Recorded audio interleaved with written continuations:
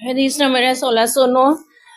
عبداللہ بن عمر رضی اللہ عنہما فرماتے ہیں کہ جب ام المومنین حضرت حفصہ بنت عمر رضی اللہ عنہما بیوہ ہو گئی، یہ حضرت عبداللہ بن عمر کی بہن ہے، حضرت عمر رضی اللہ عنہ کی بیٹی ہیں، یہ بیوہ ہوئیں، ان کے خاوند خنیس بن حذیفہ سہمی رضی اللہ عنہ جو رسول اللہ صلی اللہ علیہ وسلم کے صحابی تھے اور جنگ بدر میں بھی شریک تھے، مدینہ میں فوت ہو گئے۔ تو سیدنا عمر رضی اللہ عنہ نے کہا کہ میں عثمان بن عفان سے ملا اور ان کے سامنے حضرت حفصہ کا ذکر کیا اور کہا کہ وہ بیوہ ہیں، اگر تم چاہو تو میں ان کا نکاح تم سے کر دوں۔ تو انہوں نے کہا میں سوچ کر بتاؤں گا۔ بس میں کئی راتوں تک ٹھہرا رہا، یعنی انتظار میں رہا، پھر ان سے ملا تو انہوں نے کہا کہ میں ابھی یہ مناسب سمجھتا ہوں کہ ان دنوں دوسرا نکاح نہ کروں۔ پھر میں حضرت ابوبکر صدیق سے ملا، یعنی حضرت عثمان رضی اللہ عنہ نے جواب دے دیا تو ابوبکر صدیق سے ملا اور کہا کہ اگر تم چاہو تو میں حفصہ کا نکاح تم سے کر دوں۔ تو ابوبکر خاموش رہے رضی اللہ عنہ اور مجھے کچھ جواب نہ دیا، تو مجھے ان پر حضرت عثمان رضی اللہ عنہ سے بھی زیادہ غصہ آیا۔ میں کئی راتیں ٹھہرا رہا، پھر نبی پاک صلی اللہ علیہ وسلم نے حفصہ رضی اللہ عنہ کو پیغام نکاح بھیجا تو میں نے ان کا نکاح نبی صلی اللہ علیہ وسلم سے کر دیا۔ اس کے بعد حضرت ابوبکر صدیق مجھے ملے اور کہا شاید تمہیں غصہ آیا ہوگا جب تم نے مجھ سے حفصہ کا ذکر کیا تھا اور میں نے تمہیں کچھ جواب نہیں دیا تھا۔ تو حضرت عمر کہتے ہیں میں نے کہا ہاں آیا تھا، یعنی کہ غصہ۔ تو انہوں نے کہا بات یہ ہے کہ میں نے تم کو جواب نہیں دیا، اس کی وجہ یہ تھی کہ رسول اللہ صلی اللہ علیہ وسلم نے مجھ سے حفصہ رضی اللہ عنہ کا ذکر کیا تھا رضی اللہ عنہ کا کہ میں ان سے نکاح کر لوں، تو میں رسول اللہ صلی اللہ علیہ وسلم کا راز فاش نہیں کر سکتا تھا۔ اگر نبی صلی اللہ علیہ وسلم ان سے نکاح کرنے کا ارادہ چھوڑ دیتے تو شاید میں ان سے نکاح کر لیتا۔ بہرحال یہاں پہ ہمیں یہ بھی پتہ چل رہا ہے کہ ابوبکر صدیق رضی اللہ عنہ نبی پاک صلی اللہ علیہ وسلم کی کس قدر خیال رکھنے والے تھے اور آپ کے راز کو انہوں نے فاش کرنا گوارا نہ کیا۔ حضرت عمر رضی اللہ عنہ کا غصہ سہ لیا، ان کی ناراضگی برداشت کر لی، لیکن میرے نبی نے جب تک خود یہ بات عمر رضی اللہ عنہ سے نہیں کی ہے تب تک ابوبکر صدیق رضی اللہ عنہ نے بھی اس بات کو نہیں کھولا اور یہ بھی جواب بھی نہیں دیا، انکار بھی نہیں کیا۔ یعنی اگر رسول اللہ صلی اللہ علیہ وسلم نہیں کریں گے تو پھر ضرور وہ ان کی بات سوچ سکتے ہیں، اس پہ غور کر سکتے ہیں نکاح کے لیے۔ تو حضرت حفصہ رضی اللہ عنہ تو ظاہری سی بات ہے پھر ام المومنین ہو گئیں اور امہات المومنین میں ان کا شمار ہوتا ہے۔ تو تمام ازواج مطہرات جو نبی پاک صلی اللہ علیہ وسلم کی ہیں وہ امت کی مائیں ہیں۔ تو خنیس بن حذیفہ رضی اللہ عنہ یہ ان کے پہلے شوہر تھے، یہ غزوہ بدر میں شریک ہوئے تھے، اصحاب صفہ میں سے تھے، ہجرت کر کے آئے تھے مکہ سے مدینہ، سابقون الاولون میں سے ہیں اور انہوں نے پہلے ہجرت کی تھی مدینہ کی حبشہ کی طرف، پھر مدینہ میں جب مسلمان ہجرت کر کے آئے تو یہ بھی ان کے ساتھ مدینہ آ گئے تھے۔ دوسری ہجرت حبشہ ہوئی تو یہ اس میں شریک تھے۔ انہوں نے اس وقت اسلام قبول کیا تھا جب ابھی نبی پاک صلی اللہ علیہ وسلم دار ارقم میں بھی نہیں پہنچے تھے۔ دار ارقم کیا تھا؟ مسلمانوں کے لیے نبی پاک صلی اللہ علیہ وسلم کی طرف سے ایک مرکز بنایا گیا تھا جہاں پہ دین کی دعوت اور دین کے احکامات سکھائے جاتے تھے۔ یہ ایک صحابی رسول ارکم بن ابی ارقم مخزومی کا گھر تھا۔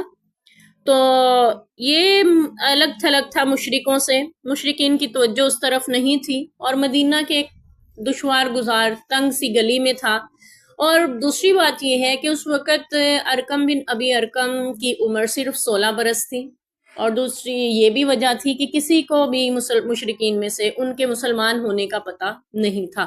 خفیہ طور پہ اس کو دار ارقم کو مرکز بنایا ہوا تھا، عام علل اعلان نہیں تھا، اس لیے اس طرف جاتے ہوئے مسلمان جو ہیں وہ مشرکین کی نظر سے بچ جاتے تھے، اور دوسرا نبی پاک صلی اللہ علیہ وسلم وہیں پہ تشریف فرما ہوتے تھے۔ خفیہ طور پہ مسلمان دین کے احکامات سیکھتے تھے اور مسلمانوں کو پتا تھا، مشرکین کو اس کی خبر نہیں تھی، نہ تو ارقم بن ابی ارقم کے مسلمان ہونے کی اور نہ ہی مسلمانوں کے اس مرکز کے بنے ہونے کی، کیونکہ ان کی نظر میں یہ گھر نہیں آتا تھا اور انہیں گمان بھی نہیں تھا کہ ایک 16 برس کا نوجوان چڑھتی عمر ہے، جس کی چڑھتی جوانی ہے، جس کی وہ مسلمانوں کی اتنی بڑی خدمت کر سکتا ہے۔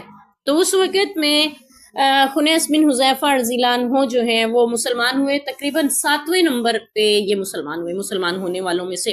پہلے تو ہم جانتے ہیں ابوبکر صدیق رضی اللہ عنہ، حضرت خدیجہ الکبریٰ رضی اللہ عنہ اور حضرت علی المرتضیٰ رضی اللہ عنہ، یہ تھے، نبی پاک صلی اللہ علیہ وسلم خود تھے، تو ان کے بعد 2 یا 3 لوگوں کے بعد یہ بھی مسلمان ہو گئے. وہ 2 یا 3 حضرت بلال حبشی، حضرت زید بن حارثہ رضی اللہ عنہ، اور 7ویں نمبر پہ خنیس بن حذیفہ رضی اللہ عنہ. ہوا یہ تھا کہ مسلمانوں میں اور کافروں میں بحث چھڑ رہی تھی اسی بات کی، مشرکین مکہ میں، کہ تم کیوں ایک خدا کی دعوت دیتے ہو، باقی بتوں کی بات کیوں نہیں کرتے ہو. تو بحث بڑھتے بڑھتے لڑائی کی صورت اختیار کر گئی، اور سعد بن ابی وقاص رضی اللہ عنہ جو مسلمان ہو چکے تھے، انہوں نے تلوار یا کچھ ایسا وار کیا کسی کے سر پہ، کچھ مارا اس کا دستہ وغیرہ، تو وہ کسی مشرک کا خون بہا. تو سب سے پہلے جس نے خون بہایا اسلام میں وہ سعد بن ابی وقاص رضی اللہ عنہ ہیں. پھر اس کے بعد خفیہ طور پہ اس کو مرکز دار ارقم کو بنا لیا گیا تھا. تو نبی پاک صلی اللہ علیہ وسلم کے ہاں یہ جو ہے ہجرت کر کے گئے. خنیس بن حذیفہ رضی اللہ عنہ پہلے حبشہ میں ہجرت کی، پھر مدینہ میں ہجرت فرمائی، اور مدینہ میں ابو لبابہ کے مہمان ہوئے. پھر جب نبی پاک صلی اللہ علیہ وسلم نے مواخات مدینہ قائم کی تو انہیں ابی عبس بن جبیر رضی اللہ عنہ کا بھائی بنایا. جنگ بدر میں شریک ہوئے، بدری صحابی ہیں، جیسا کہ باقی تمام صحابہ پر بدر والوں کی فضیلت حاصل ہے، یا یہ بھی افضل ترین صحابہ اکرام میں سے ہیں، سابقون الاولون بھی ہیں. بدر میں شریک ہوئے، پھر احد میں بھی شرکت کی، اور احد میں ان کو زخم لگے. وہ زخم بہت گہرے تھے، اور مدینہ واپس زخمیوں کو لایا گیا، یہ بھی ان میں شامل تھے، لیکن وہ زخم ٹھیک نہ ہو سکا، بلکہ اسی کے تحت 3 ہجری میں ان کی وفات ہو گئی. نبی پاک صلی اللہ علیہ وسلم نے خود ان کی نماز جنازہ پڑھائی، اور ان کی کوئی اولاد نہیں تھی. ان کی وفات کے بعد حضرت عمر رضی اللہ عنہ اپنی بیٹی کے لیے پریشان تھے. ان کی عدت پوری ہونے کے بعد انہوں نے حضرت عثمان رضی اللہ عنہ سے ذکر کیا تاکہ وہ ان سے نکاح کر لیں. حضرت عثمان رضی اللہ عنہ نے سوچ کر جواب دے دیا کہ وہ ابھی نکاح کا ارادہ نہیں رکھتے. حضرت عمر رضی اللہ عنہ کے لیے بڑی بات تکلیف دہ تھی. پھر حضرت ابوبکر صدیق رضی اللہ عنہ سے اس کا ذکر کیا تو وہ خاموش رہے، انہوں نے ہاں کہا نہ. اس پہ ان کو اور بھی زیادہ تکلیف تھی. تو پھر نبی پاک صلی اللہ علیہ وسلم نے جب خود پیغام نکاح بھیجا تو انہوں نے نبی پاک صلی اللہ علیہ وسلم سے حضرت حفصہ کا نکاح کر دیا. ابوبکر صدیق رضی اللہ عنہ نے بعد میں اس بات کی وضاحت کی کہ میرے نبی نے مجھ سے اس بات کا ذکر کیا تھا، اس لیے میں نے کوئی بات تم سے نہیں کی. ہاں نبی پاک ارادہ نہ کرتے تو ضرور میں تمہاری بات سوچ سکتا ہے، میں نے نبی کا راز فاش نہیں کرنا چاہتا تھا.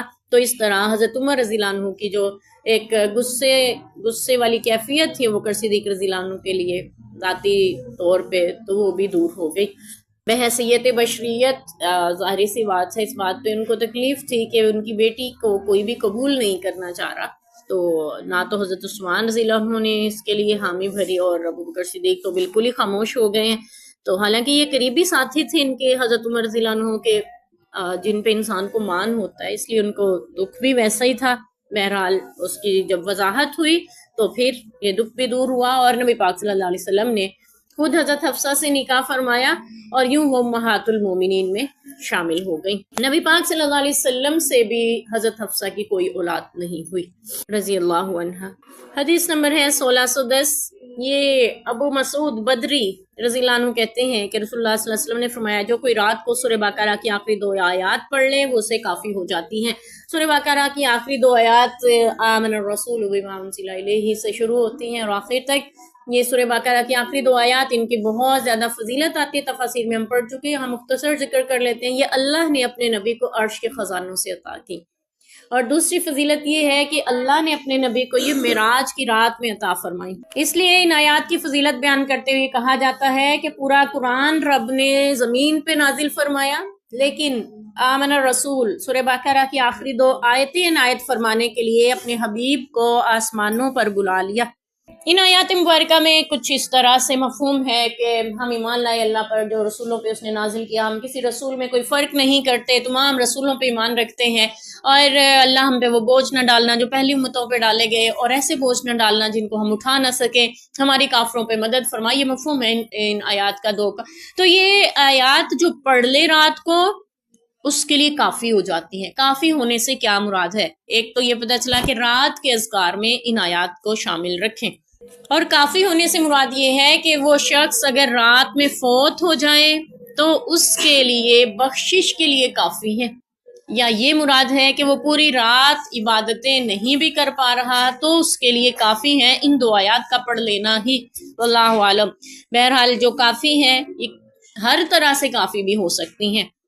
البتہ یہاں پہ صحابی رسول کی بات اور ابو مسعود بدری رضی اللہ عنہ، باقی صحابہ بھی بدر میں شریک تھے، ان کے ساتھ بدری نہیں لگا، ان کے نام کے ساتھ بدری کیوں لگا ہوا ہے؟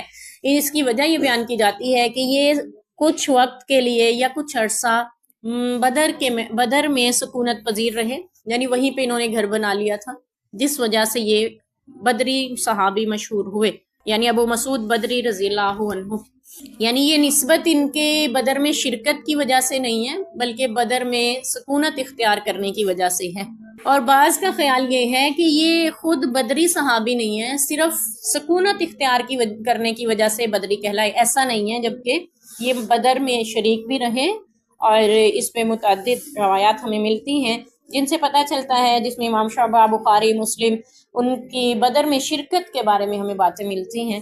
تینوں خلافہ کے دور میں یہ مدینہ میں ہی آباد رہے، حضرت علی رضی اللہ عنہ کے دور خلافت میں یہ بدر میں سکونت پذیر ہو گئے تھے۔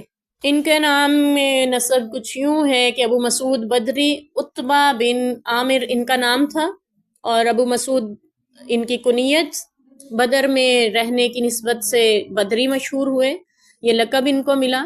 اور بیعت عقبہ ثانیہ جب ہوئی، مکہ مدینہ کی طرف سے کچھ لوگ حج کے لیے گئے تھے مکہ میں، نبی پاک صلی اللہ علیہ وسلم کے ہاتھ پہ انہوں نے بیعت کی تھی، تو جب پہلی بیعت ہوئی اور پھر اگلے سال دوسری بیعت ہوئی، دوسری بیعت میں یہ بھی شریک تھے، ابو مسعود بدری رضی اللہ عنہ۔ تمام جنگوں میں نبی پاک صلی اللہ علیہ وسلم کے ہمراہ شریک رہے، بدر میں، احد میں، خندق میں، اور باقی تمام معرکوں میں بھی ہمراہ رہے نبی پاک صلی اللہ علیہ وسلم کے، اور خلفائے راشدین کے دور میں بھی جنگوں میں شریک ہوتے رہے۔ 40 ہجری میں ان کی وفات ہوئی۔ جنگ صفین میں حضرت علی رضی اللہ عنہ کے ساتھ تھے، پھر وہاں سے واپس لوٹے تو مدینہ میں واپس لوٹے تو بدر میں سکونت پذیر ہو گئے تھے۔ راویان حدیث میں ان کا شمار ہوتا ہے ابو مسعود بدری رضی اللہ عنہ کا، اور ان کے بارے میں آتا ہے